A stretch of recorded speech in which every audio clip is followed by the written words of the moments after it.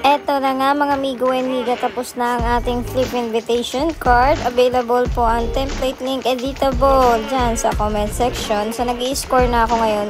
Prinin ko kasama markings para hindi na ako mahirapan habang nag-video. And then itong front hexagon, kinakat out na natin yung half niya. Half lang kasi i-fold natin yung half ng front. Ayan, so ganyan yung magiging tema niya. So, okay na to ng ganito actually kasi na-print out ko na rin yung image ng hexagon eh. Pero, since wedding invitation ang team ko sa sample, imposibleng hindi, konti ang kanyang details. So, maglalagay tayo ng another insert. Yung insert ay pwede nyong ayan, ganyan siya, eyelet. Para mas maganda may gold.